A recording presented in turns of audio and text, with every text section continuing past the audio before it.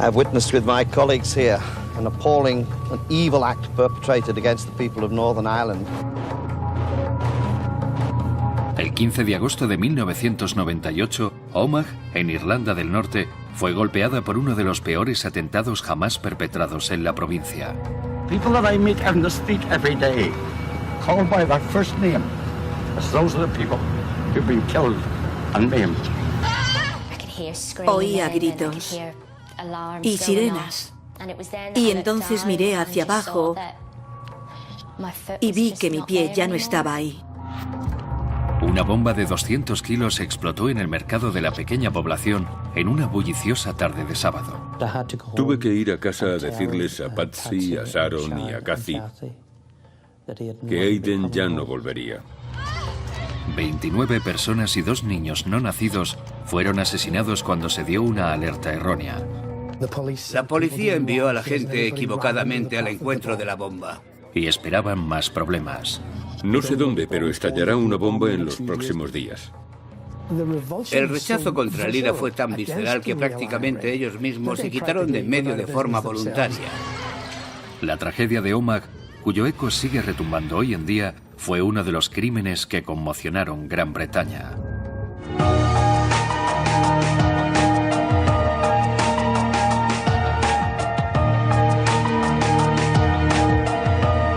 Crímenes que conmocionaron Gran Bretaña, la tragedia de Omagh. La población mercantil de Omagh está a poco más de 1 hora al oeste de Belfast, en Irlanda del Norte. Omagh nunca fue un sitio donde sintieras miedo o donde se apreciaran problemas. Era una pequeña y tranquila población comercial donde todo el mundo parecía llevarse bien. Durante décadas, la gente de Irlanda del Norte ha soportado una era de terror conocida como los problemas. La división de Irlanda del Norte es política y étnica. Durante casi 60 años, el gobierno británico permitió que Irlanda del Norte fuera gobernada por los unionistas, quienes excluyeron de hecho a la minoría nacionalista, católica y republicana, hasta que la situación explotó en 1969.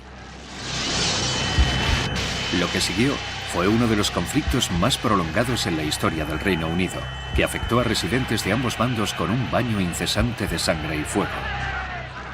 Durante 40 años los niños de aquí conocían el sonido de una bomba, y algunos podían distinguir entre el de una K-47 y un SA-80 británico.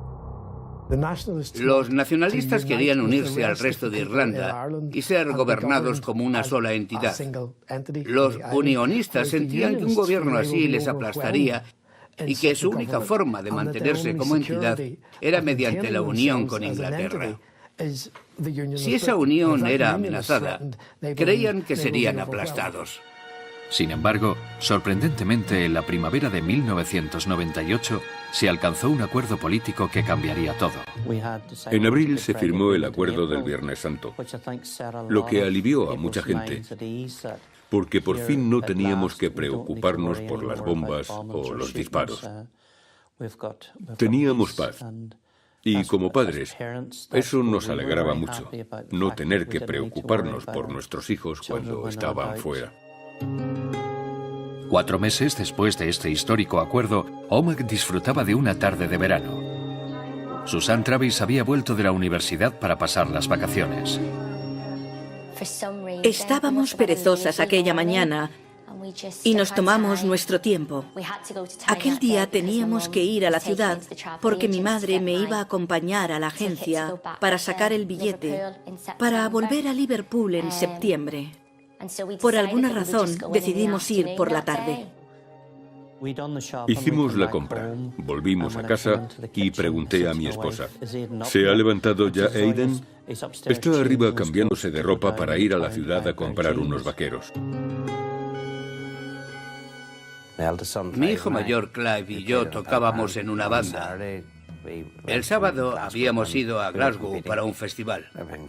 Todo iba bien, era un día hermoso y mucha gente de Omagh estaba allí y charlamos con ellos. Mientras Stanley se preparaba para el festival, su esposa Anne estaba en la ciudad comprando ropa.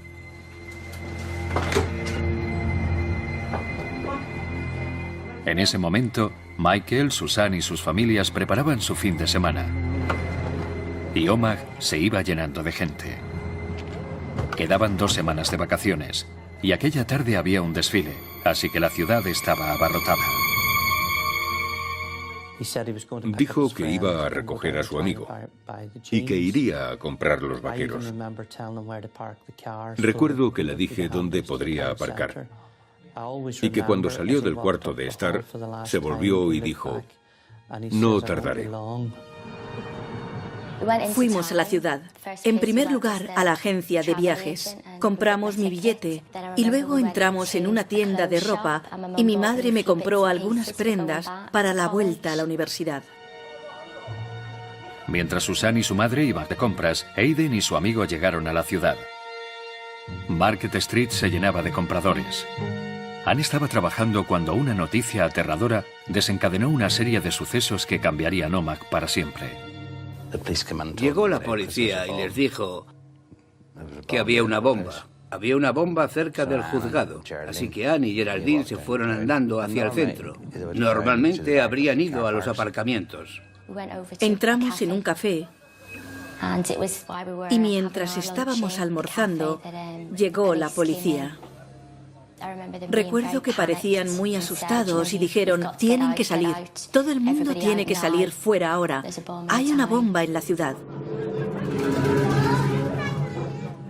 Son las 3 en punto de la tarde. Seguíamos hacia donde iba la gente y la policía nos pidió que fuéramos hacia el fondo de la calle. Pero la gente estaba muy tranquila, no había pánico. Creo que pensábamos que estábamos a salvo mientras la policía nos dirigía hacia esa zona. Mientras esperábamos allí, mi madre empezó a preocuparse.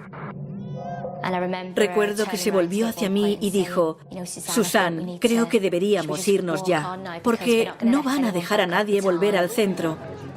Nos iremos a casa desde aquí. Y cuando pronunció esas palabras, la bomba explotó.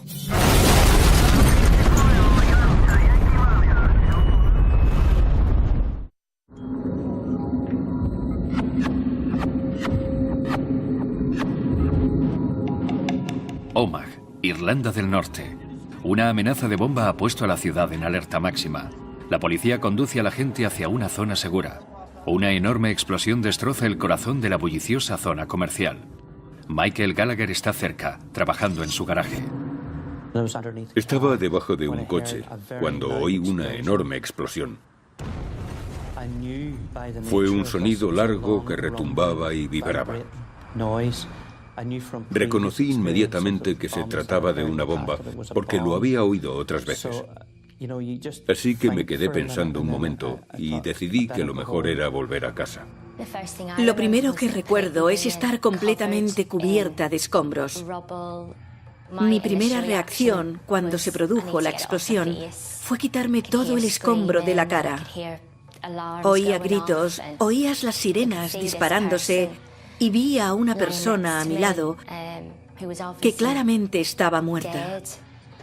En ese momento, yo solo quería saber dónde estaba mi madre. Llegué a casa y me encontré a mi esposa que estaba desesperada. Sabían que Aidan estaba en el centro. Les dije que la bomba no debía haber sido en el centro. Si es allí, habrá sido evacuado. Me encontré con varias personas que me dijeron, Stanley, ¿sabes que ha habido una explosión en Omagh? Y yo, no he oído nada. Vivíamos cerca de la ciudad y poco después oímos un helicóptero y pusimos la tele y decía que se había producido una fuerte explosión en el centro de Omagh y que había víctimas. Yo tomé la decisión de ir al hospital en vez de al centro. Mientras las ambulancias se dirigían a Market Street, Michael comenzó la búsqueda desesperada de su hijo. Cuando llegué a la entrada del hospital, había muchísima gente, principalmente con heridas en la cabeza. Había mucha gente sentada y de pie.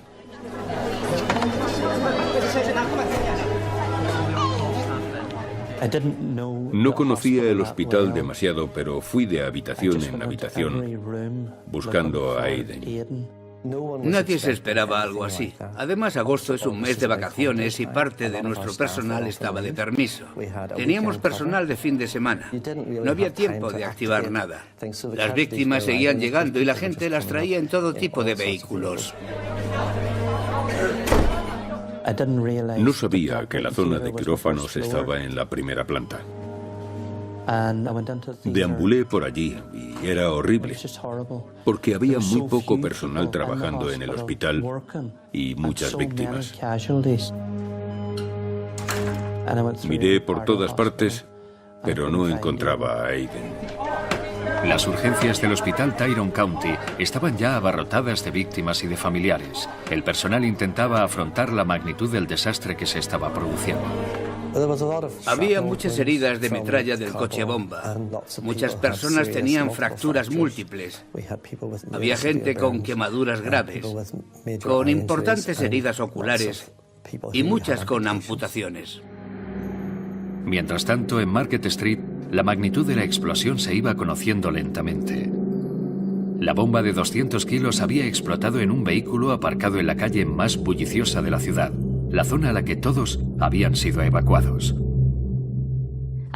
Veía a mi madre a lo lejos y pensé, tengo que llegar hasta ella.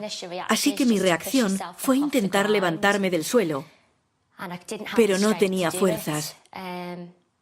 Y entonces fue cuando miré hacia abajo y vi que mi pie ya no estaba ahí. Y no había sentido nada. Susan estaba cerca de la detonación y fue herida gravemente. Fue rescatada de entre los escombros. Sabía que estaba perdiendo mucha sangre. Pensé, no quiero morir. Voy a morir. Se acabó. Solo quería quedarme dormida. Pero entonces llegaron los médicos y me metieron en el quirófano a toda prisa. Los médicos examinan el alcance de las heridas de Susan, pero ella sigue sin saber qué ha sido de su madre. Sin éxito en el hospital, Michael Gallagher decide reconstruir los pasos de Aiden. Entonces fui al sitio donde le había recomendado aparcar. Se trataba de un sitio que vi problemático, porque en el aparcamiento solo había 2 coches, y uno de ellos era el de Aiden. Yo sabía que si Aiden hubiera podido andar o llamar, se habría puesto en contacto con nosotros. En el momento en que comprendí eso, casi me desmayé. A medida que aumenta la desesperación de Michael, Stanley y su hijo estaban a casi 300 kilómetros en Escocia, intentando hablar con sus familiares en Omagh. No pensé ni por un momento que Anne podía estar en el centro de la ciudad. Me preocupaba porque entre las víctimas tenía que haber gente que yo conociera. Un hombre se me acercó y dijo, no quiero alarmarte, pero creo que puede ser tu hermana, Rosemary. Puede que esté muerta o herida. Volvimos al hospital y en una de las salas encontramos al amigo de Aiden, Michael, con quemaduras muy graves. Le pregunté dónde estaba Aiden y me dijo que lo último que recordaba es que los dos iban andando por la calle bromeando y diciendo, «Tenemos que irnos de aquí». Y dijo que entonces fue como si el escaparate de la tienda explotara y fue lanzado por los aires. Eso era lo último que recordaba. A medida que caía la tarde se intensificaron los esfuerzos por encontrar a los culpables. Y el jefe de policía de Ulster, Ronald Flanagan, anunció pública y terminantemente que la autoría correspondía a un grupo concreto. I was there that day, and I want nothing more than to bring to justice those who committed this terrible crime. The sadness is, of course, we know who committed this crime. Se recibieron 3 avisos antes de la explosión, en la televisión, la policía y emergencias. Pero cada llamada llevaba a la confusión. Mencionaron el juzgado en 2 de las llamadas. No eran llamadas claras. De hecho, eran engañosas. Y no ayudaron en absoluto a la policía a localizar las bombas. La policía fue inducida a creer que la bomba sería en el juzgado. Intentaron evacuar la calle como mejor pudieron, y el resultado fue una tragedia completa y espantosa. La gente fue guiada con la mejor de las intenciones hacia el coche bomba. Mientras la gente intentaba asimilar lo ocurrido y encontrar a sus familiares, horas después de la explosión, muchos familiares seguían sin noticias definitivas. Todo el mundo estaba preocupado. Alguien dijo, tu hermana no está muerta, está herida. Ha sido alcanzada por la bomba. Mi hermano me llamó y me dijo que Anne estaba desaparecida. Era imposible que Anne dejara de comunicarnos que se encontraba bien. Así que me desmoroné y no podía pensar con claridad. Anne Macomb estaba desaparecida después de haber sido evacuada de su lugar de trabajo. Mientras Stanley asimilaba la noticia, el personal del hospital Tyrone County tomaba medidas para tratar a la ingente cantidad de víctimas. Llegó personal sanitario de toda Irlanda del Norte. Todos los que se encontraban en la zona acudieron. Se intentó aliviar la presión sobre el personal del hospital porque estaban abrumados. Se abrió el centro de ocio para acomodar a los familiares, para redirigir a todo el mundo. Había muchísima gente allí. Hablé con un policía y le dije, hemos oído hablar de víctimas, porque llegaban listas de personas trasladadas a distintos hospitales. Sin duda deben tener noticias sobre víctimas mortales. Eran alrededor de las 7. Clive estaba conmigo cuando recibí la llamada. Habían identificado a Anne en la morgue. Clive lo supo y no tuve que decir nada. Ahora lo veo. Fue el peor momento de mi vida. El peor.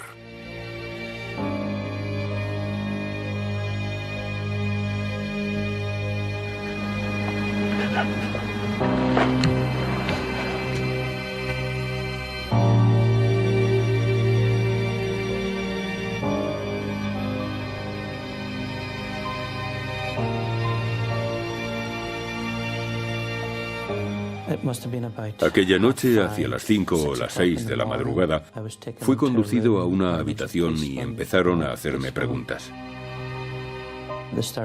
Y yo supe, por la naturaleza de las preguntas que hacían, que el resultado no iba a ser feliz. Al final de ese proceso dijeron, tenemos a alguien que se ajusta a esa descripción y vamos a pedirle que vaya al depósito provisional. Tuve que volver a casa y decirles a Patsy, a Sharon y a Kathy que Aidan no volvería a casa. Ni siquiera pude pronunciar las palabras.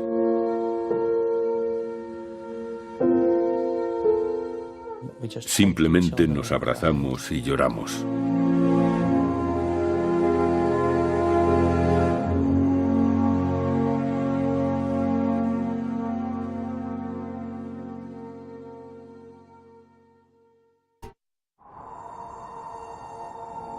Mindless, evil people who do not care about the lives of this generation or the future generations.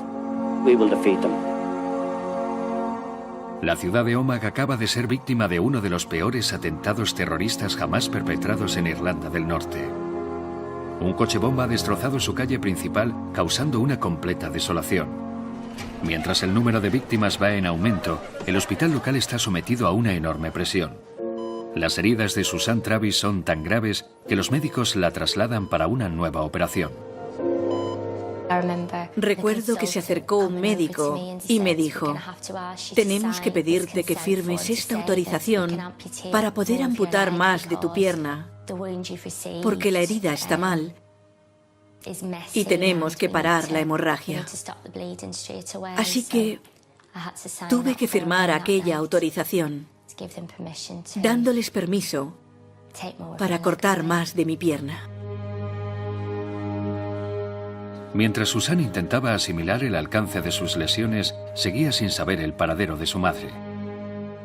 La policía se enfrentaba a un escenario de casi 300 metros, así como a cientos de personas gravemente heridas.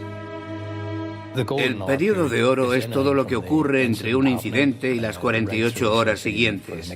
El periodo crucial para la identificación de las personas que habían realizado el atentado se había esfumado. Dónde habían abandonado los vehículos, la investigación del lugar y la localización de dónde pudo ensamblarse la bomba, la evaluación de las pruebas forenses que podía haber sobre las propias personas o sobre su ropa se perdió o fue destruida, así como los teléfonos o cualquier otro material que pudiera haber allí y que pudo haber ayudado a la investigación. Al tiempo que los servicios de emergencia comenzaban el lento y doloroso despeje de la zona, líderes de todo el mundo entero declaraban la guerra al terrorismo. Two governments will work together and will do everything that is possible within their power to hunt down those that have been responsible for this outrage. En los momentos posteriores al atentado de Omagh, tanto el gobierno británico como el irlandés Blair y Hare se mostraron horrorizados. These evil people, these mindless people who do not care about the lives of this generation or the future generations, that we will defeat them. Creían que tal vez el IRA había conseguido amedrentar a los unionistas y decían, ¿cómo pueden hablar con esa gente? Son los que han hecho explotar la bomba. Las cosas no han cambiado en absoluto. No hay ninguna diferencia. Así que ambos gobiernos colaboraron para calmar los temores unionistas. Tiraron de todos los hilos y trajeron a Bill y Hillary Clinton. Visitaron la escena. Hablaron con la gente. Tony Blair y Bertie Hare fueron a Omagh y se pasearon hablando con la gente diciendo, ha sido algo excepcional. Nos dijeron que no dejarían piedra por remover para encontrar a los responsables y llevarlos ante la justicia. Con las continuas declaraciones, las familias de las víctimas se consolaron en parte con las promesas realizadas por los líderes políticos. Había sido un grupo que se oponía al acuerdo del Viernes Santo y fue un acto de locura para llamar la atención a su desacuerdo con la marcha de las cosas. 72 horas después del ataque, el IRA auténtico asumió la responsabilidad. Al final, la repulsa hacia el IRA fue tan visceral que prácticamente abandonaron la violencia de forma voluntaria. Poco después anunciaron un alto el fuego porque sabían que no tenían apoyo. Sabían que si alguien conseguía ponerles la mano encima, los destrozarían por las terribles escenas de la carnicería transmitidas al mundo entero. This was the deadliest terrorist attack. Northern Ireland is in a state of shock this morning. El atentado se convirtió rápidamente en noticia mundial y las muestras de condolencias se sucedían mientras los residentes de Omagh intentaban reconstruir su ciudad. Para Susan continuó el tormento. Estaba en cuidados intensivos y recuerdo que le dije a papá, ¿y mamá? ¿Qué ha sido de mamá? Me dijo que también había sido operada, que tenía una herida grave en la pierna y en el brazo. Le habían operado ambos miembros y tenía un ojo muy mal. Y entonces me dijo que no se había despertado de la operación.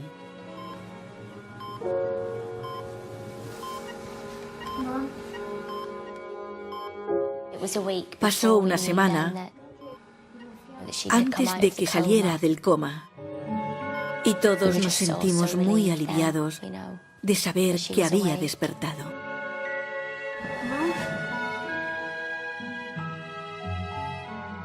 La recuperación sería larga y dolorosa para Susan y para su madre.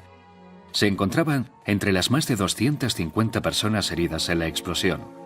31 víctimas, incluyendo una mujer embarazada y sus 2 hijos gestantes, perdieron la vida. La policía se enfrentaba a una ardua tarea. El IRA auténtico lo había reivindicado, pero no se había detenido a ningún sospechoso. En las primeras 3 semanas de investigación, quedó bien establecido quiénes eran los principales sospechosos. A lo largo del mes siguiente fueron detenidos 12 hombres, y algunos nombres comenzaron a aparecer. Liam Campbell, Seamus Daly, Michael McKevitt, Seamus McKenna y Colm Murphy. Todos supuestos miembros del grupo disidente IRA auténtico. Y llegaría más información. Había que revisar casi 6 millones de grabaciones telefónicas. Así que nos centramos en las llamadas de teléfonos fijos y móviles de las personas que pusieron el artefacto en la plaza del mercado. Los investigadores estaban seguros de haber localizado el lugar donde se preparó el coche y de cómo había pasado la frontera y la ruta que había seguido hasta Omagh. Y también de la ruta que había seguido para volver a cruzar la frontera.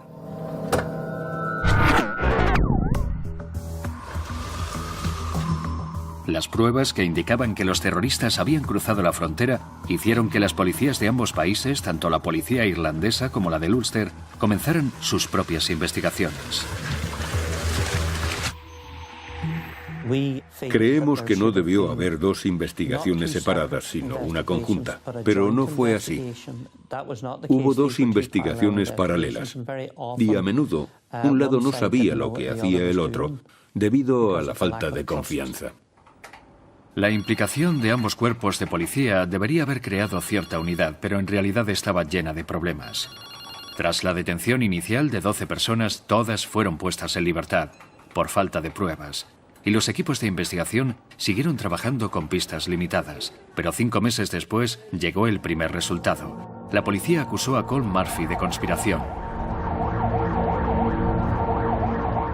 A pesar del avance, el proceso contra Murphy fue lento.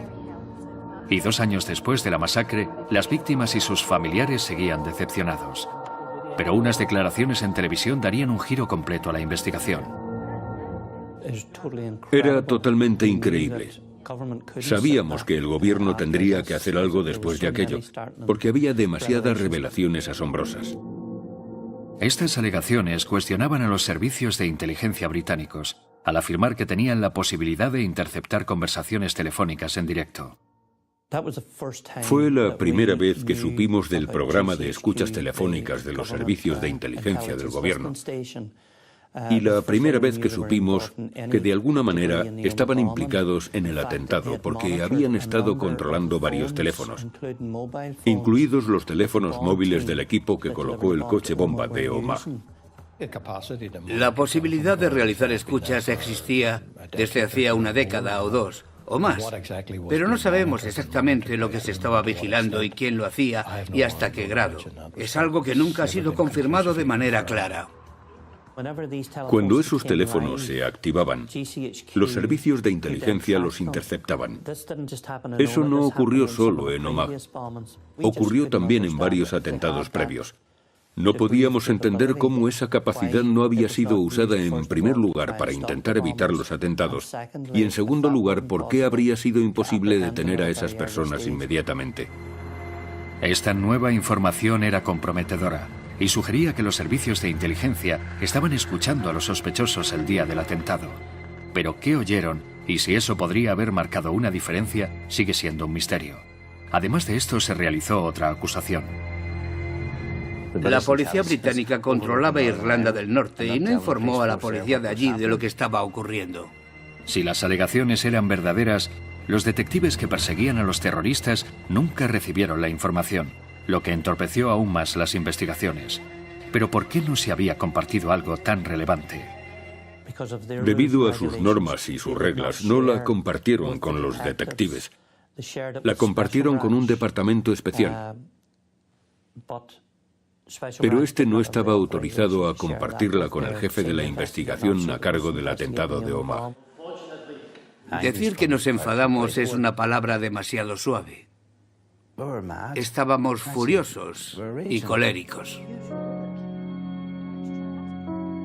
Mientras se desarrollaba el proceso criminal contra Colm Murphy y sin que hubiera más detenciones, algunos familiares y víctimas decidieron tomar cartas en el asunto y lanzaron una demanda civil contra sospechosos clave cuyos nombres llevaban años vinculados por los rumores al brutal atentado: Liam Campbell, Seamus Daly, Michael McKevitt, Seamus McKenna y Colm Murphy.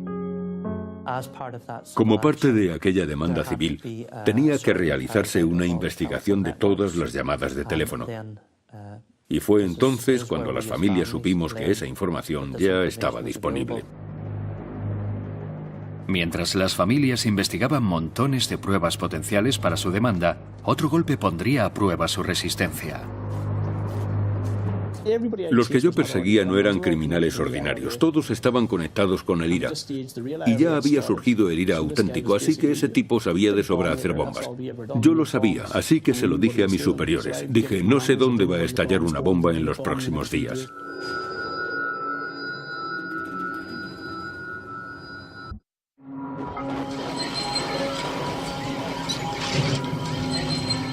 ...250 personas heridas y 31 víctimas mortales es el balance del atentado con bomba de Omagh, Irlanda del Norte. A pesar de las aseveraciones de que los culpables serían detenidos, la investigación ha estado lastrada por acusaciones de mala gestión y negligente manejo de pruebas clave. 2 años después hay un proceso contra un hombre, Colm Murphy, pero nada más se ha materializado. Ahora un agente del IRA ha realizado una denuncia que podría alterar por completo una investigación ya de por sí endeble. Le vi antes del atentado y les dije a mis superiores que estaba preparando explosivos. Yo lo sabía. Había estado 8 o 9 años trabajando con él. Un agente llamado Kevin Fulton llevaba décadas trabajando para el ejército británico, infiltrado en el IRA junto a los terroristas. Su papel era suministrar información para las autoridades. A pesar de los riesgos, denunció ante la opinión pública una noticia alarmante. Les dije a mis superiores, va a estallar una bomba en los próximos días. Están preparando algo importante por las noches. Aunque la localización no estaba clara, Fulton decía saber de una bomba que estaba siendo preparada para su transporte al norte. Esta denuncia extremadamente grave hizo que toda la investigación policial quedara en tela de juicio. La sugerencia de que se pudo evitar el atentado causó un inmenso dolor y la gente opinó que tenía derecho a saber si era cierto o no.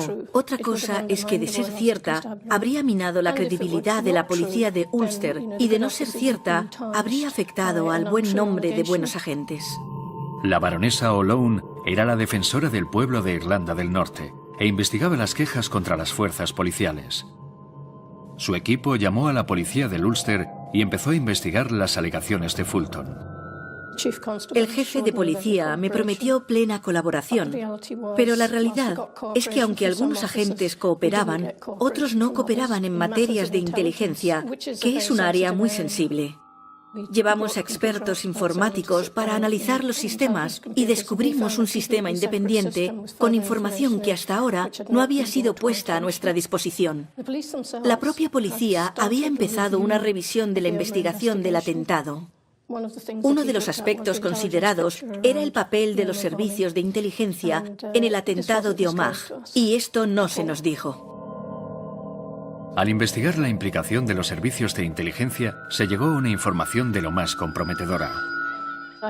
Descubrí información sobre una llamada de teléfono recibida el 4 de agosto de 1998, solo 11 días antes del atentado, que decía que habría un ataque contra la policía de Omagh el 15 de agosto. Y eso nunca se había hecho público. Nadie sabía de esa llamada. Era una conversación larga y detallada y daba nombres y lugares y hablaba de un ataque con armas. Las pruebas de este aviso telefónico eran difíciles de entender al margen de las alegaciones de Fulton. La defensora del pueblo pidió explicaciones de por qué no se había actuado antes ante esa información. El agente que recibió la llamada de teléfono el 4 de agosto actuó correctamente. Transmitió inmediatamente el contenido de la llamada a operaciones especiales.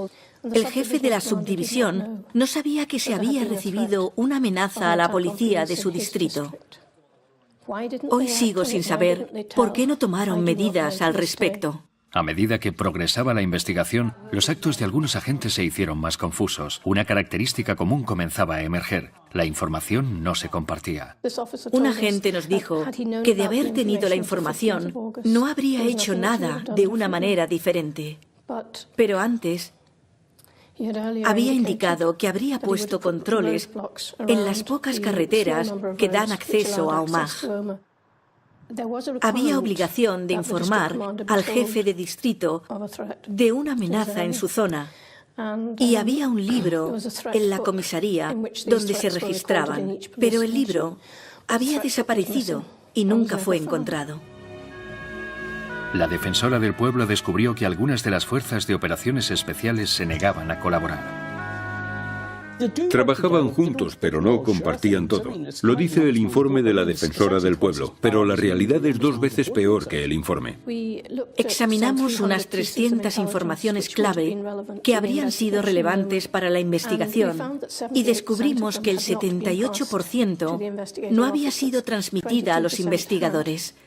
Creo que Omagh dejó claro a ambos lados de la frontera que los acuerdos informales en el seno de la policía resultaban completamente insuficientes. Hubo agentes que cooperaron al máximo contándonos todo lo que sabían y otros nos dijeron, sabíamos que Operaciones Especiales tenía información, pero no nos la daban. La investigación estaba entorpecida. Había que formalizar la legislación y adoptar procedimientos en la policía orientados a intercambiar información. Había que armonizar las comunicaciones. Recomendamos el nombramiento de un agente investigador y la instrucción de una nueva investigación. El resultado fue que estos descubrimientos alimentaron una revisión de la forma en la que se manejó el crimen. Y nuevas pruebas confirmarían las acusaciones realizadas por el exinformador del IRA Kevin Fulton. Afortunadamente, mi superior hizo todo según las normas. Sabía que el atentado tendría lugar antes de 3 días, porque siempre se usan los explosivos en 3 días para que estén frescos. La sola información de Kevin Fulton no habría evitado el atentado, pero combinaba con el resto de las informaciones que tenían los servicios de inteligencia. Se demostró que yo transmití la información correctamente. Lo que descubrió la defensora del pueblo respalda mi credibilidad y demuestra que yo decía la verdad. Una vez terminado el comprometedor informe, Nuala O'Lone tuvo la difícil tarea de informar a las víctimas y familiares de sus hallazgos. Nos habían asegurado que se haría todo lo posible. La verdad es que lo que ocurrió fue todo lo contrario. Fue lo más difícil que he tenido que hacer en mi carrera profesional. Los resultados eran muy malos, las cuestiones planteadas terribles, y tenía que transmitirlas a cientos de víctimas heridas y traumatizadas, y a sus familiares. Lo triste es que la inmensa mayoría de la gente nunca llegó a ver este material. Solo veía los titulares en el periódico. El informe de la defensora del pueblo provocó una controversia en el Reino Unido, así como en la República de Irlanda. Tras recibir 6 recomendaciones, la respuesta del jefe de policía Ronald Flanagan fue extraordinaria. As a result of a rigorous, fair investigation, I would not only resign, I would go and publicly commit suicide. Lo negó todo con cinismo. Fue un periodo muy difícil para las familias. La defensora decía una cosa y el jefe de policía otra distinta. Pero al final las familias comprendieron que la investigación policial había fracasado. Como la investigación original dejaba tantas preguntas sin resolver, la confianza en conseguir una condena criminal estaba por los suelos. Pero al mes siguiente llegó la primera victoria. Mr. Murphy. Se dictó sentencia. Murphy fue condenado a 14 años. Después de un juicio de más de 3 años, uno de los sospechosos, Colm Murphy, fue declarado culpable de conspirar para provocar el atentado de Omagh. Pero esta justicia duraría poco. Recurrió por una cuestión técnica y salió libre. Salió libre. Este golpe devastador llegó en 2005, después de que Murphy hubiera pasado solo 3 años en la cárcel. 5 años después, su sentencia quedaría anulada. Nuevos informes e investigaciones siguieron a los de la defensora del pueblo, examinando los fallos cometidos. En 2006, un nuevo sospechoso fue acusado, esta vez de asesinato, poniendo en marcha uno de los mayores juicios en la historia del Reino Unido. El sobrino de Colm Murphy, St. Hui, fue juzgado en relación con ADN encontrado sobre el temporizador de la bomba. After considering all the evidence brought before me, I hereby find the defendant not guilty. Se presentaron 56 cargos contra Hui, pero en un juicio espectacular todos fueron desestimados y el caso quedó vacío de contenido, convirtiendo a Hui en un hombre libre. Lo que a mi entender fue una vergüenza, un descrédito de la justicia británica. Pero las familias y las víctimas continuaron su lucha. Pasarían 2 años más antes de que hicieran historia legal con la demanda civil que habían presentado años antes. Era la primera vez en la historia que las familias de las víctimas denunciaban a los terroristas. Supuso una novedad legal. La demanda civil requiere menor peso de pruebas, 51% frente al 98% de una demanda criminal. La única opción que teníamos era demandar por dinero, básicamente. Al final, conseguimos un juicio contra 4 de los 5 demandados. Thank you. 2 members of the family have agreed to make a statement. So there'll be no questions, please. I think it is a tremendous moral victory for our families. We would like to thank the police in both Northern Ireland and the Irish Republic, our legal team, and the wider community for all their support. Thank you. En una victoria sin precedentes, Michael McKevitt, Liam Campbell, Colm Murphy y Seamus Daly fueron declarados responsables del atentado terrorista en Omagh. Seamus McKenna quedó libre de cargos. Las familias demandaron a los responsables por 1.400.000 libras de compensación a ser extraídas de sus patrimonios. Por fin esa gente había sido llevada ante la justicia. Tal vez no irían a la cárcel, pero al menos había habido un juicio y un juez había escuchado las pruebas y había dictado sentencia contra esas personas. Pero para los que seguían sufriendo, la lucha no ha terminado. Nuevas pruebas descubiertas por los equipos legales de algunas de las familias podrían ser por fin el desencadenante de la investigación pública que siempre han querido. Tengo derecho como ciudadano británico a saber por qué mi esposa fue asesinada en Omagh, cuando había paz en Irlanda del Norte. ¿Por qué se permitió que ocurriera esto? Necesito una respuesta. Un puñado de sospechosos ha sido hecho responsable de herir a cientos de personas y de matar a 31 víctimas aquel día de agosto de 1998. Pero ni una sola acusación criminal ha llegado a buen puerto. No iba a permitir que esa gente me impidiera hacer lo que quería hacer antes de que me ocurriera esto. Así que me gradué con todos mis amigos. Actualmente trabajo de maestra en Liverpool. De pronto mi vida dio un giro. Conocí a Martin, mi marido. Ahora tenemos una niña pequeña. Muchas cosas positivas ocurrieron a partir de aquello. Para Michael y Stanley la lucha continúa, sabiendo que el dolor causado por su pérdida quizá nunca desaparezca. Anne siempre estaba sonriendo, siempre estaba guapa. Y solo había una Anne.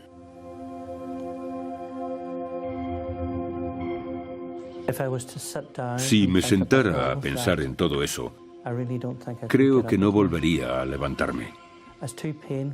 Es demasiado doloroso pensar que criaste a alguien para que fuera un miembro bueno y decente de la sociedad, de tu familia, y que ya no esté. Creo que nuestros hijos deberían enterrarnos a nosotros, no nosotros a nuestros hijos. La única conclusión a la que puedo llegar es que hay gente en las altas esferas que protegen a los responsables del atentado de Omagh. We have the determination, not just here, but in the Irish Republic too, to take whatever measures we can to bring those responsible for justice. And more than that, we have a political process that has the overwhelming support of the majority of people everywhere. Together, people and leaders are moving Northern Ireland from the deep freeze of despair to the warm sunlight of peace.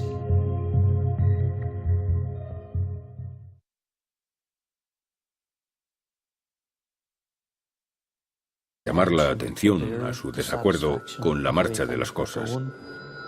72 horas después del ataque, el IRA auténtico asumió la responsabilidad. Al final, la repulsa hacia el IRA fue tan visceral que prácticamente abandonaron la violencia de forma voluntaria. Poco después anunciaron un alto el fuego porque sabían que no tenían apoyo.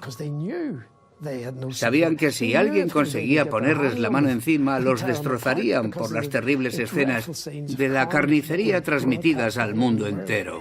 This was the deadliest terrorist attack. Northern Ireland is in a state of shock this morning. El atentado se convirtió rápidamente en noticia mundial y las muestras de condolencias se sucedían mientras los residentes de Omagh intentaban reconstruir su ciudad. Para Susan continuó el tormento. Estaba en cuidados intensivos y recuerdo que le dije a papá: ¿y mamá? ¿Qué ha sido de mamá? Me dijo que también había sido operada, que tenía una herida grave en la pierna y en el brazo. Le habían operado ambos miembros y tenía un ojo muy mal. Y entonces me dijo que no se había despertado de la operación.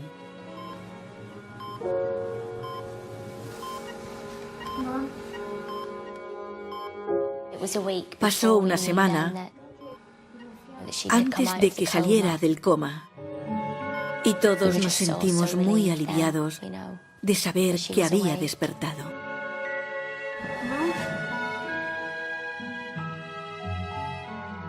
La recuperación sería larga y dolorosa para Susan y para su madre. Se encontraban entre las más de 250 personas heridas en la explosión. 31 víctimas, incluyendo una mujer embarazada y sus 2 hijos gestantes, perdieron la vida. La policía se enfrentaba a una ardua tarea. El IRA auténtico lo había reivindicado, pero no se había detenido a ningún sospechoso. En las primeras 3 semanas de investigación, quedó bien establecido quiénes eran los principales sospechosos. A lo largo del mes siguiente fueron detenidos 12 hombres, y algunos nombres comenzaron a aparecer.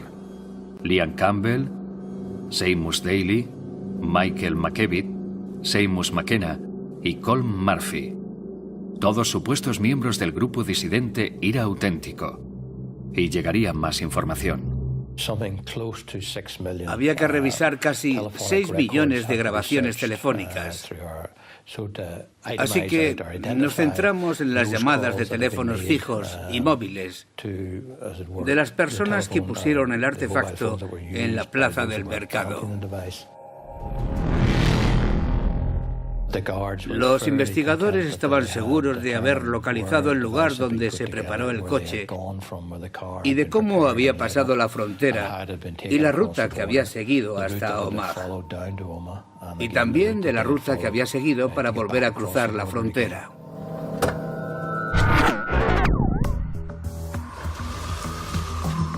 Las pruebas que indicaban que los terroristas habían cruzado la frontera hicieron que las policías de ambos países, tanto la policía irlandesa como la del Ulster, comenzaran sus propias investigaciones. Creemos que no debió haber 2 investigaciones separadas, sino una conjunta, pero no fue así. Hubo 2 investigaciones paralelas, y a menudo un lado no sabía lo que hacía el otro, debido a la falta de confianza. La implicación de ambos cuerpos de policía debería haber creado cierta unidad, pero en realidad estaba llena de problemas. Tras la detención inicial de 12 personas, todas fueron puestas en libertad, por falta de pruebas. Y los equipos de investigación siguieron trabajando con pistas limitadas. Pero 5 meses después llegó el primer resultado. La policía acusó a Colm Murphy de conspiración. A pesar del avance, el proceso contra Murphy fue lento. Y 2 años después de la masacre, las víctimas y sus familiares seguían decepcionados. Pero unas declaraciones en televisión darían un giro completo a la investigación. Era totalmente increíble. Sabíamos que el gobierno tendría que hacer algo después de aquello, porque había demasiadas revelaciones asombrosas. Estas alegaciones cuestionaban a los servicios de inteligencia británicos, al afirmar que tenían la posibilidad de interceptar conversaciones telefónicas en directo. Fue la primera vez que supimos del programa de escuchas telefónicas de los servicios de inteligencia del gobierno. Y la primera vez que supimos que de alguna manera estaban implicados en el atentado porque habían estado controlando varios teléfonos, incluidos los teléfonos móviles del equipo que colocó el coche bomba de Omagh. La posibilidad de realizar escuchas existía desde hacía una década o dos, o más, pero no sabemos exactamente lo que se estaba vigilando y quién lo hacía y hasta qué grado.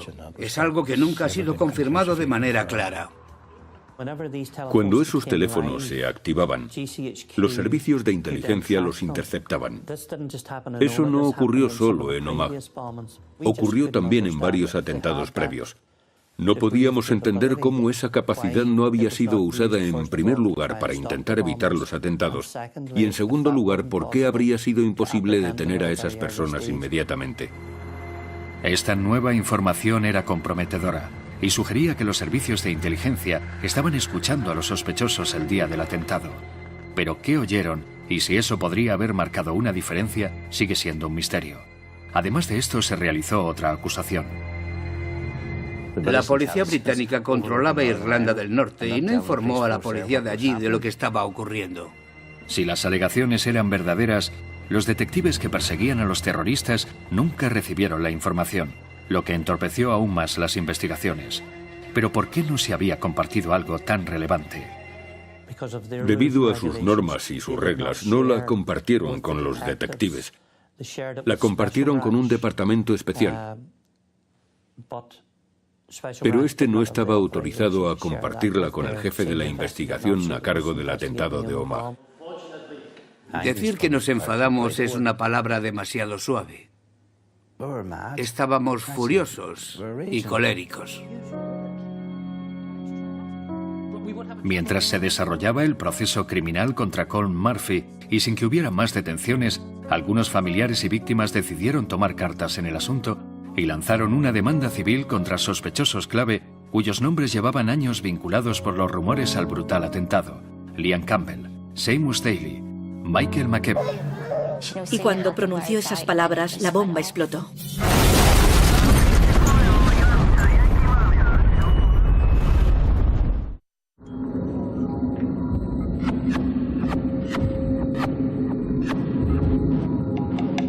Omagh, Irlanda del Norte. Una amenaza de bomba ha puesto a la ciudad en alerta máxima. La policía conduce a la gente hacia una zona segura. Una enorme explosión destroza el corazón de la bulliciosa zona comercial. Michael Gallagher está cerca, trabajando en su garaje. Estaba debajo de un coche cuando oí una enorme explosión. Fue un sonido largo que retumbaba y vibraba. Reconocí inmediatamente que se trataba de una bomba, porque lo había oído otras veces. Así que me quedé pensando un momento y decidí que lo mejor era volver a casa. Lo primero que recuerdo es estar completamente cubierta de escombros. Mi primera reacción cuando se produjo la explosión fue quitarme todo el escombro de la cara. Oía gritos, oías las sirenas disparándose y vi a una persona a mi lado que claramente estaba muerta. En ese momento, yo solo quería saber dónde estaba mi madre. Llegué a casa y me encontré a mi esposa que estaba desesperada. Sabían que Aiden estaba en el centro. Les dije que la bomba no debía haber sido en el centro. Si es allí, habrá sido evacuado. Me encontré con varias personas que me dijeron: Stanley, ¿sabes que ha habido una explosión en Omagh? Y yo no he oído nada. Vivíamos cerca de la ciudad y poco después oímos un helicóptero y pusimos la tele y decía que se había producido una fuerte explosión en el centro de Omagh y que había víctimas. Yo tomé la decisión de ir al hospital en vez de al centro. Mientras las ambulancias se dirigían a Market Street, Michael comenzó la búsqueda desesperada de su hijo. Cuando llegué a la entrada del hospital, había muchísima gente, principalmente con heridas en la cabeza. Había mucha gente sentada y de pie.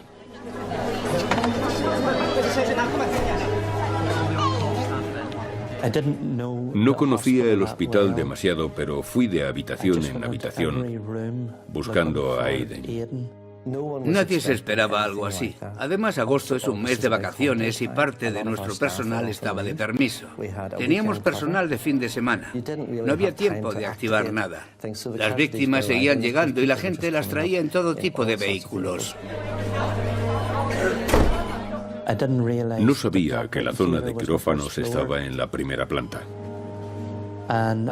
Deambulé por allí y era horrible, porque había muy poco personal trabajando en el hospital y muchas víctimas. Miré por todas partes, pero no encontraba a Aiden. Las urgencias del hospital Tyrone County estaban ya abarrotadas de víctimas y de familiares. El personal intentaba afrontar la magnitud del desastre que se estaba produciendo. Había muchas heridas de metralla del coche bomba. Muchas personas tenían fracturas múltiples. Había gente con quemaduras graves, con importantes heridas oculares y muchas con amputaciones. Mientras tanto, en Market Street, la magnitud de la explosión se iba conociendo lentamente. La bomba de 200 kilos había explotado en un vehículo aparcado en la calle más bulliciosa de la ciudad, la zona a la que todos habían sido evacuados. Veía a mi madre a lo lejos y pensé, tengo que llegar hasta ella. Así que mi reacción fue intentar levantarme del suelo, pero no tenía fuerzas. Y entonces fue cuando miré hacia abajo y vi que mi pie ya no estaba ahí. Y no había sentido nada.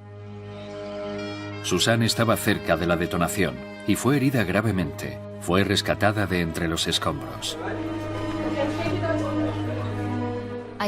Sabía que estaba perdiendo mucha sangre. Pensé, no quiero morir. Voy a morir. Se acabó. Solo quería quedarme dormida. Pero entonces llegaron los médicos y me metieron en el quirófano a toda prisa. Los médicos examinan el alcance de las heridas de Susan, pero ella sigue sin saber qué ha sido de su madre. Sin éxito en el hospital, Michael Gallagher decide reconstruir los pasos de Aiden. Entonces fui al sitio donde le había recomendado aparcar. Se trataba de un sitio que vi problemático, porque en el aparcamiento solo había dos coches, y uno de ellos era el de Aiden. Yo sabía que si Aiden hubiera podido andar o llamar, se habría puesto en contacto con nosotros. En el momento en que comprendí eso, casi me desmayé. A medida que aumenta la desesperación de Michael, Stanley y su hijo estaban a casi 300 kilómetros en Escocia, intentando hablar con sus familiares en Omagh. No pensé ni por un momento que Anne podía estar en el centro de la ciudad. Me preocupaba porque entre las víctimas tenía que haber gente que yo conociera. Un hombre se me acercó y dijo, no quiero alarmarte, pero creo que puede ser tu hermana, Rosemary. Puede que esté muerta o herida. Volvimos al hospital y en una de las salas encontramos al amigo de Aiden, Michael, con quemaduras muy graves. Le pregunté dónde estaba Aiden y me dijo que lo último que recordaba es que los dos iban andando por la calle bromeando y diciendo, «Tenemos que irnos de aquí». Y dijo que entonces fue como si el escaparate de la tienda explotara y fue lanzado por los aires. Eso era lo último que recordaba. A medida que caía la tarde se intensificaron los esfuerzos por encontrar a los culpables, y el jefe de policía de Ulster, Ronald Flanagan, anunció pública y terminantemente que la autoría correspondía a un grupo concreto. I was there that day, and I want nothing more than to bring to justice those who committed this terrible crime. The sadness is, of course, we know who committed this crime. Se recibieron 3 avisos antes de la explosión, en la televisión, la policía y emergencias. Pero cada llamada llevaba a la confusión. Mencionaron el juzgado en 2 de las llamadas. No eran llamadas claras. De hecho, eran engañosas. Y no ayudaron en nada. Seamus McKenna y Colm Murphy.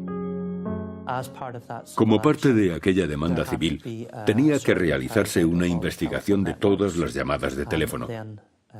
Y fue entonces cuando las familias supimos que esa información ya estaba disponible. Mientras las familias investigaban montones de pruebas potenciales para su demanda, otro golpe pondría a prueba su resistencia. Los que yo perseguía no eran criminales ordinarios, todos estaban conectados con el IRA. Y ya había surgido el IRA auténtico, así que ese tipo sabía de sobra hacer bombas. Yo lo sabía, así que se lo dije a mis superiores. Dije, no sé dónde va a estallar una bomba en los próximos días.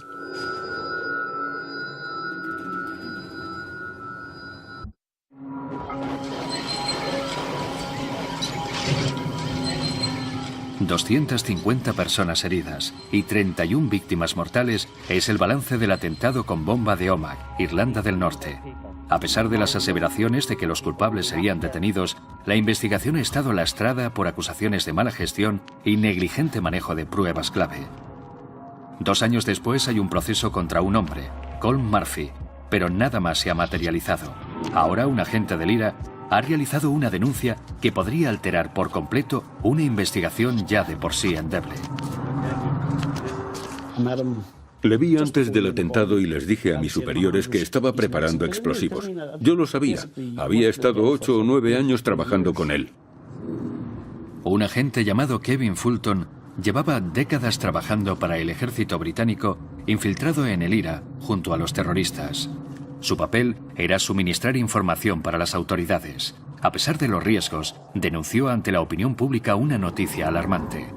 Les dije a mis superiores, va a estallar una bomba en los próximos días. Están preparando algo importante por las noches. Aunque la localización no estaba clara, Fulton decía saber de una bomba que estaba siendo preparada para su transporte al norte. Esta denuncia extremadamente grave hizo que toda la investigación policial quedara en tela de juicio. La sugerencia de que se pudo evitar el atentado causó un inmenso dolor y la gente opinó que tenía derecho a saber si era cierto o no. Otra cosa es que, de ser cierta, habría minado la credibilidad de la policía de Ulster y, de no ser cierta, habría afectado al buen nombre de buenos agentes. La baronesa O'Lone era la defensora del pueblo de Irlanda del Norte e investigaba las quejas contra las fuerzas policiales. Su equipo llamó a la policía del Ulster y empezó a investigar las alegaciones de Fulton. El jefe de policía me prometió plena colaboración, pero la realidad es que aunque algunos agentes cooperaban, otros no cooperaban en materias de inteligencia, que es un área muy sensible. Llevamos a expertos informáticos para analizar los sistemas y descubrimos un sistema independiente con información que hasta ahora no había sido puesta a nuestra disposición. La propia policía había empezado una revisión de la investigación del atentado. Uno de los aspectos considerados era el papel de los servicios de inteligencia en el atentado de Omagh, y esto no se nos dijo. Al investigar la implicación de los servicios de inteligencia, se llegó a una información de lo más comprometedora. Descubrí información sobre una llamada de teléfono recibida el 4 de agosto de 1998, solo 11 días antes del atentado, que decía que habría un ataque contra la policía de Omagh el 15 de agosto. Y eso nunca se había hecho público. Nadie sabía de esa llamada. Era una conversación larga y detallada y daba nombres y lugares y hablaba de un ataque con armas. Las pruebas de este aviso telefónico eran difíciles de entender al margen de las alegaciones de Fulton. La defensora del pueblo pidió explicaciones de por qué no se había actuado antes ante esa información.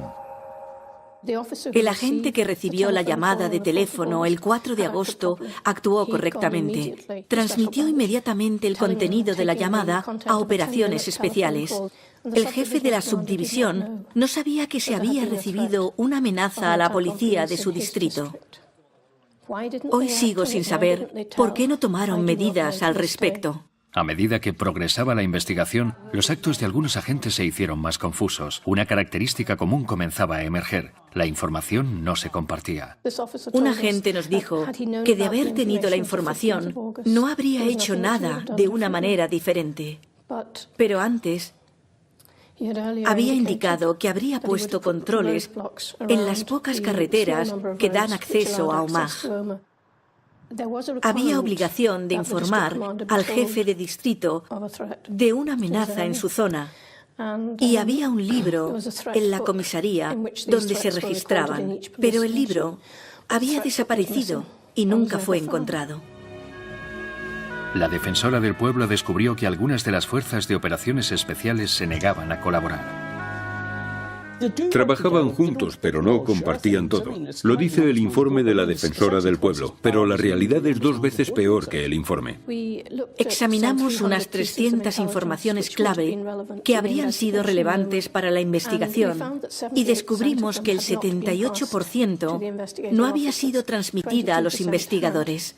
Creo que Omagh dejó claro a ambos lados de la frontera que los acuerdos informales en el seno de la policía resultaban completamente insuficientes.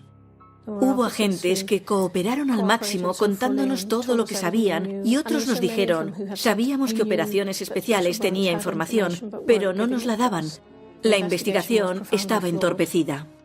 Había que formalizar la legislación y adoptar procedimientos en la policía orientados a intercambiar información.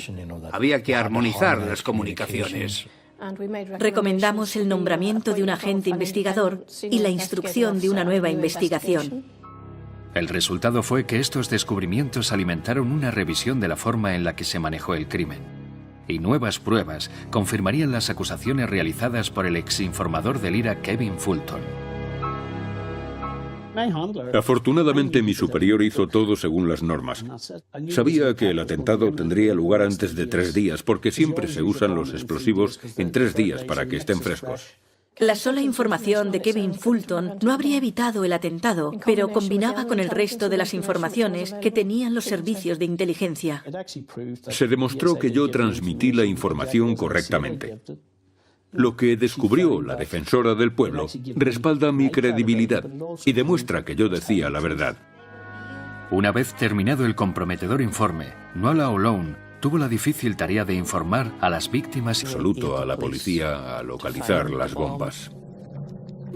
La policía fue inducida a creer que la bomba sería en el juzgado.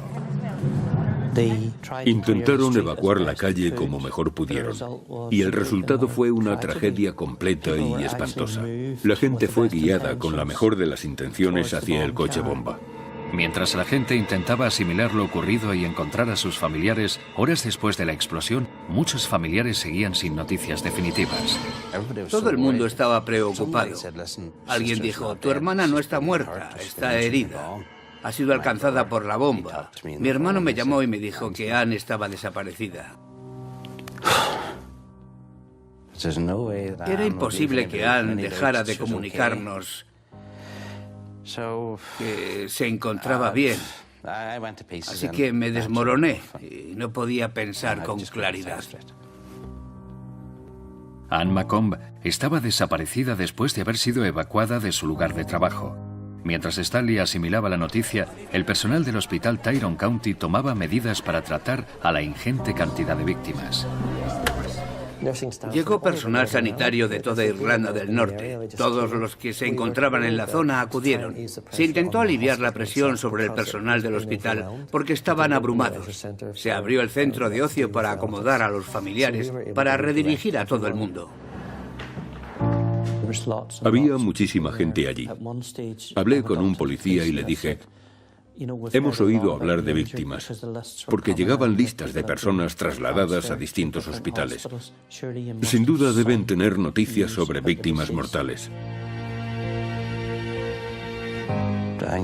Eran alrededor de las 7. Clive estaba conmigo cuando recibí la llamada. Habían identificado a Anne en la morgue. Clive lo supo y no tuve que decir nada. Fue... Ahora lo veo. Fue el peor momento de mi vida. El peor.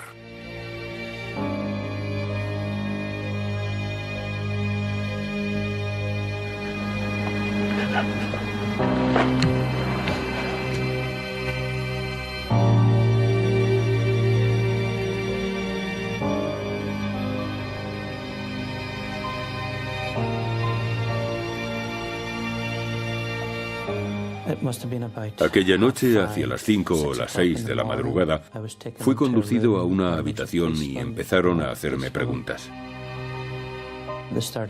Y yo supe, por la naturaleza de las preguntas que hacían, que el resultado no iba a ser feliz. Al final de ese proceso dijeron: tenemos a alguien que se ajusta a esa descripción y vamos a pedirle que vaya al depósito provisional. Tuve que volver a casa y decirles a Patsy, a Sharon y a Kathy que Aiden no volvería a casa. Ni siquiera pude pronunciar las palabras.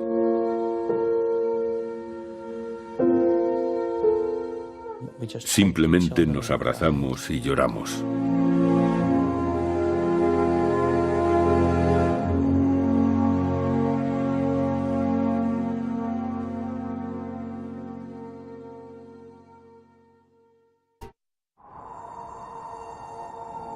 Mindless, evil people who do not care about the lives of this generation and future generations. We will defeat them. La ciudad de Omagh acaba de ser víctima de uno de los peores atentados terroristas jamás perpetrados en Irlanda del Norte. Un coche bomba ha destrozado su calle principal, causando una completa desolación. Mientras el número de víctimas va en aumento, el hospital local está sometido a una enorme presión. Las heridas de Susan Travis son tan graves que los médicos la trasladan para una nueva operación. Recuerdo que se acercó un médico y me dijo: tenemos que pedirte que firmes esta autorización para poder amputar más de tu pierna, porque la herida está mal y tenemos que parar la hemorragia. Así que tuve que firmar aquella autorización, dándoles permiso para cortar más de mi pierna. Mientras Susan intentaba asimilar el alcance de sus lesiones, seguía sin saber el paradero de su madre. La policía se enfrentaba a un escenario de casi 300 metros, así como a cientos de personas gravemente heridas. El periodo de oro es todo lo que ocurre entre un incidente y las 48 horas siguientes. El periodo crucial para la identificación de las personas que habían realizado el atentado se había esfumado. Dónde habían abandonado los vehículos, la investigación del lugar y la localización de dónde pudo ensamblarse la bomba, la evaluación de las pruebas forenses que podía haber sobre las propias personas o sobre su ropa se perdió o fue destruida, así como los teléfonos o cualquier otro material que pudiera haber allí y que pudo haber ayudado a la investigación. Al tiempo que los servicios de emergencia comenzaban el lento y doloroso despeje de la zona, líderes de todo el mundo entero declaraban la guerra al terrorismo. Two governments will work together and will do everything that is possible within their power to hunt down those that have been responsible for this outrage. En los momentos posteriores al atentado de Omagh, tanto el gobierno británico como el irlandés Blair y Hare se mostraron horrorizados. These evil people, these mindless people who do not care about the lives of this generation and future generations, that we will defeat them. Creían que tal vez el IRA había conseguido amedrentar a los unionistas y decían: ¿cómo pueden hablar con esa gente? Son los que han hecho explotar la bomba. Las cosas no han cambiado en absoluto. No hay ninguna diferencia. Así que ambos gobiernos colaboraron para calmar los temores unionistas. Tiraron de todos los hilos y trajeron a Bill y Hillary Clinton. Visitaron la escena. Hablaron con la gente. Tony Blair y Bertie Hare fueron a Omagh y se pasearon hablando con la gente diciendo: ha sido algo excepcional. Nos dijeron que no dejarían piedra por remover para encontrar a los responsables y llevarlos ante la justicia. Con las continuas declaraciones, las familias de las víctimas se consolaron en parte con las promesas realizadas por los líderes políticos. Había sido un grupo que se oponía al acuerdo del Viernes Santo y fue un acto de locura para allá. I've witnessed with my colleagues here an appalling and evil act perpetrated against the people of Northern Ireland. El El 15 de agosto de 1998, Omagh, en Irlanda del Norte, fue golpeada por uno de los peores atentados jamás perpetrados en la provincia. People that I meet on the street every day, called by their first name, as those are the people who've been killed and maimed. Oía gritos y sirenas. Y entonces miré hacia abajo y vi que mi pie ya no estaba ahí. Una bomba de 200 kilos explotó en el mercado de la pequeña población en una bulliciosa tarde de sábado. Tuve que ir a casa a decirles a Patsy, a Sharon y a Kathy que Aidan ya no volvería. 29 personas y 2 niños no nacidos fueron asesinados cuando se dio una alerta errónea. La policía envió a la gente equivocadamente al encuentro de la bomba. Y esperaban más problemas. No sé dónde, pero estallará una bomba en los próximos días. El rechazo contra el IRA fue tan visceral que prácticamente ellos mismos se quitaron de en medio de forma voluntaria. La tragedia de Omagh, cuyo eco sigue retumbando hoy en día, fue uno de los crímenes que conmocionaron Gran Bretaña.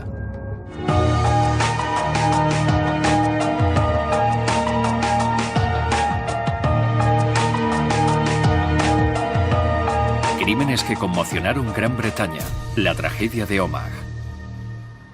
La población mercantil de Omagh está a poco más de 1 hora al oeste de Belfast, en Irlanda del Norte. Omagh nunca fue un sitio donde sintieras miedo o donde se apreciaran problemas. Era una pequeña y tranquila población comercial donde todo el mundo parecía llevarse bien. Durante décadas, la gente de Irlanda del Norte ha soportado una era de terror conocida como los problemas. La división de Irlanda del Norte es política y étnica. Durante casi 60 años, el gobierno británico permitió que Irlanda del Norte fuera gobernada por los unionistas, quienes excluyeron de hecho a la minoría nacionalista, católica y republicana, hasta que la situación explotó en 1969. Lo que siguió fue uno de los conflictos más prolongados en la historia del Reino Unido, que afectó a residentes de ambos bandos con un baño incesante de sangre y fuego. Durante 40 años los niños de aquí conocían el sonido de una bomba, y algunos podían distinguir entre el de una AK-47 y un SA-80 británico. Los nacionalistas querían unirse al resto de Irlanda y ser gobernados como una sola entidad. Los unionistas sentían que un gobierno así les aplastaría y que su única forma de mantenerse como entidad era mediante la unión con Inglaterra. Si esa unión era amenazada, creían que serían aplastados. Sin embargo, sorprendentemente, en la primavera de 1998 se alcanzó un acuerdo político que cambiaría todo. En abril se firmó el acuerdo del Viernes Santo, lo que alivió a mucha gente, porque por fin no teníamos que preocuparnos por las bombas o los disparos. Teníamos paz. Y como padres, eso nos alegraba mucho, no tener que preocuparnos por nuestros hijos cuando estaban fuera. 4 meses después de este histórico acuerdo, Omagh disfrutaba de una tarde de verano. Susan Travis había vuelto de la universidad para pasar las vacaciones. Estábamos perezosas aquella mañana y nos tomamos nuestro tiempo. Aquel día teníamos que ir a la ciudad porque mi madre me iba a acompañar a la agencia para sacar el billete para volver a Liverpool en septiembre. Por alguna razón decidimos ir por la tarde. Hicimos la compra, volvimos a casa y pregunté a mi esposa, ¿se ha levantado ya Aidan? Está arriba cambiándose de ropa para ir a la ciudad a comprar unos vaqueros. Mi hijo mayor, Clive, y yo tocábamos en una banda. El sábado habíamos ido a Glasgow para un festival. Todo iba bien, era un día hermoso y mucha gente de Omagh estaba allí y charlamos con ellos. Mientras Stanley se preparaba para el festival, su esposa Anne estaba en la ciudad comprando ropa.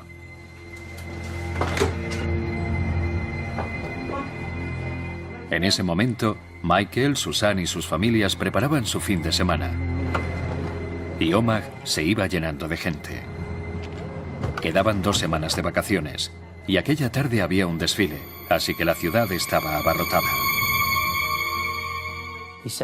Dijo que iba a recoger a su amigo y que iría a comprar los vaqueros. Recuerdo que le dije dónde podría aparcar y que cuando salió del cuarto de estar, se volvió y dijo, no tardaré. Fuimos a la ciudad. En primer lugar, a la agencia de viajes. Compramos mi billete y luego entramos en una tienda de ropa y mi madre me compró algunas prendas para la vuelta a la universidad. Mientras Susan y su madre iban de compras, Aiden y su amigo llegaron a la ciudad. Market Street se llenaba de compradores. Anne estaba trabajando cuando una noticia aterradora desencadenó una serie de sucesos que cambiarían Omagh para siempre. Llegó la policía y les dijo que había una bomba. Había una bomba cerca del juzgado, así que Anne y Geraldine se fueron andando hacia el centro. Normalmente habrían ido a los aparcamientos. Entramos en un café y mientras estábamos almorzando, llegó la policía. Recuerdo que parecían muy asustados y dijeron, tienen que salir, todo el mundo tiene que salir fuera ahora. Hay una bomba en la ciudad. Son las 3 en punto de la tarde. Seguíamos hacia donde iba la gente y la policía nos pidió que fuéramos hacia el fondo de la calle. Pero la gente estaba muy tranquila, no había pánico. Creo que pensábamos que estábamos a salvo mientras la policía nos dirigía hacia esa zona. Mientras esperábamos allí, mi madre empezó a preocuparse. Recuerdo que se volvió hacia mí y dijo, Susan, creo que deberíamos irnos ya, porque no van a dejar a nadie volver al centro. Nos iremos a casa desde aquí, para volver a Liverpool en septiembre. Por alguna razón decidimos ir por la tarde. Hicimos la compra, volvimos a casa y pregunté a mi esposa, ¿se ha levantado ya Aiden? Está arriba cambiándose de ropa para ir a la ciudad a comprar unos vaqueros. Mi hijo mayor, Clive, y yo tocábamos en una banda. El sábado habíamos ido a Glasgow para un festival. Todo iba bien, era un día hermoso y mucha gente de Omagh estaba allí y charlamos con ellos. Mientras Stanley se preparaba para el festival, su esposa Anne estaba en la ciudad comprando ropa.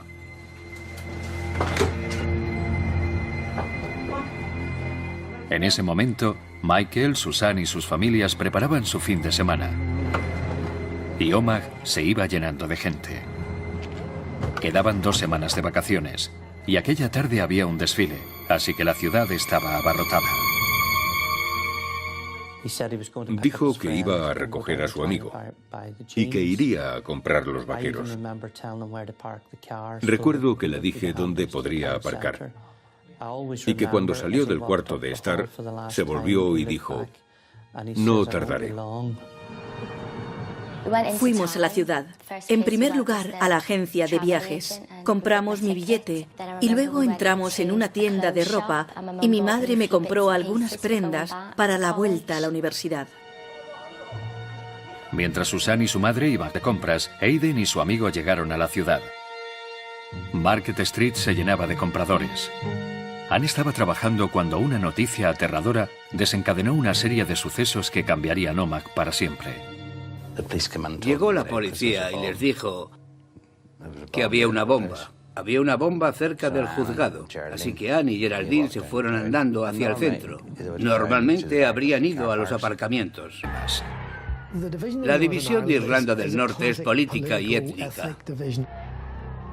Durante casi 60 años, el gobierno británico permitió que Irlanda del Norte fuera gobernada por los unionistas, quienes excluyeron de hecho a la minoría nacionalista, católica y republicana, hasta que la situación explotó en 1969. Lo que siguió fue uno de los conflictos más prolongados en la historia del Reino Unido, que afectó a residentes de ambos bandos con un baño incesante de sangre y fuego. Durante 40 años los niños de aquí conocían el sonido de una bomba y algunos podían distinguir entre el de un AK-47 y un SA-80 británico. Los nacionalistas querían unirse al resto de Irlanda y ser gobernados como una sola entidad. Los unionistas sentían que un gobierno así les aplastaría y que su única forma de mantenerse como entidad era mediante la unión con Inglaterra. Si esa unión era amenazada, creían que serían aplastados. Sin embargo, sorprendentemente, en la primavera de 1998 se alcanzó un acuerdo político que cambiaría todo. En abril se firmó el acuerdo del Viernes Santo, lo que alivió a mucha gente, porque por fin no teníamos que preocuparnos por las bombas o los disparos. Teníamos paz. Y como padres, eso nos alegraba mucho, no tener que preocuparnos por nuestros hijos cuando estaban fuera. 4 meses después de este histórico acuerdo, Omagh disfrutaba de una tarde de verano. Susan Travis había vuelto de la universidad para pasar las vacaciones. Estábamos perezosas aquella mañana y nos tomamos nuestro tiempo. Aquel día teníamos que ir a la ciudad porque mi madre me iba a acompañar a la agencia para sacar el billete. I've witnessed with my colleagues here an appalling and evil act perpetrated against the people of Northern Ireland.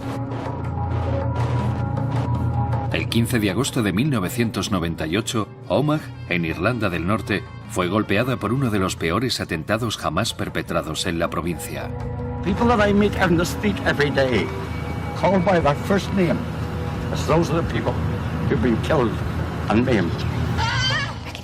Oía gritos y sirenas. Y entonces miré hacia abajo y vi que mi pie ya no estaba ahí. Una bomba de 200 kilos explotó en el mercado de la pequeña población en una bulliciosa tarde de sábado. Tuve que ir a casa a decirles a Patsy, a Sharon y a Kathy que Aidan ya no volvería. 29 personas y 2 niños no nacidos fueron asesinados cuando se dio una alerta errónea. La policía envió a la gente equivocadamente al encuentro de la bomba. Y esperaban más problemas. No sé dónde, pero estallará una bomba en los próximos días. El rechazo contra el IRA fue tan visceral que prácticamente ellos mismos se quitaron de en medio de forma voluntaria. La tragedia de Omagh, cuyo eco sigue retumbando hoy en día, fue uno de los crímenes que conmocionaron Gran Bretaña.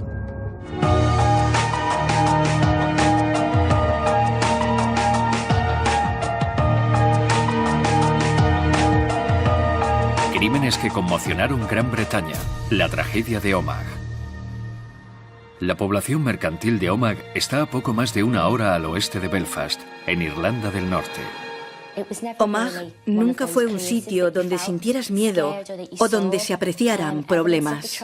Era una pequeña y tranquila población comercial donde todo el mundo parecía llevarse bien. Durante décadas, la gente de Irlanda del Norte ha soportado una era de terror conocida como los problemas. Fue quitarme todo el escombro de la cara. Oía gritos, oías las sirenas disparándose y vi a una persona a mi lado que claramente estaba muerta. En ese momento, yo solo quería saber dónde estaba mi madre. Llegué a casa y me encontré a mi esposa que estaba desesperada. Sabían que Aidan estaba en el centro. Les dije que la bomba no debía haber sido en el centro. Si es allí, habrá sido evacuado. Me encontré con varias personas que me dijeron: Stanley, ¿sabes que ha habido una explosión en Omagh? Y yo no he oído nada. Vivíamos cerca de la ciudad y poco después oímos un helicóptero y pusimos la tele y decía que se había producido una fuerte explosión en el centro de Omagh y que había víctimas. Yo tomé la decisión de ir al hospital en vez de al centro. Mientras las ambulancias se dirigían a Market Street, Michael comenzó la búsqueda desesperada de su hijo. Cuando llegué a la entrada del hospital, Había muchísima gente, principalmente con heridas en la cabeza. Había mucha gente sentada y de pie.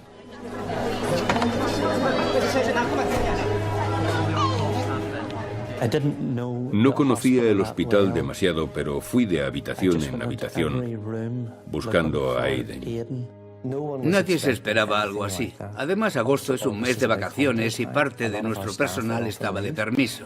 Teníamos personal de fin de semana. No había tiempo de activar nada. Las víctimas seguían llegando y la gente las traía en todo tipo de vehículos. No sabía que la zona de quirófanos estaba en la primera planta.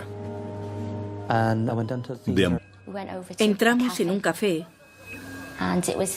y mientras estábamos almorzando, llegó la policía. Recuerdo que parecían muy asustados y dijeron, tienen que salir, todo el mundo tiene que salir fuera ahora. Hay una bomba en la ciudad. Son las 3 en punto de la tarde. Seguíamos hacia donde iba la gente y la policía nos pidió que fuéramos hacia el fondo de la calle. Pero la gente estaba muy tranquila, no había pánico.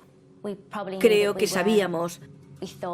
pensábamos que estábamos a salvo mientras la policía nos dirigía hacia esa zona. Mientras esperábamos allí, mi madre empezó a preocuparse. Recuerdo que se volvió hacia mí y dijo, Susan, creo que deberíamos irnos ya, porque no van a dejar a nadie volver al centro. Nos iremos a casa desde aquí. Y cuando pronunció esas palabras, la bomba explotó.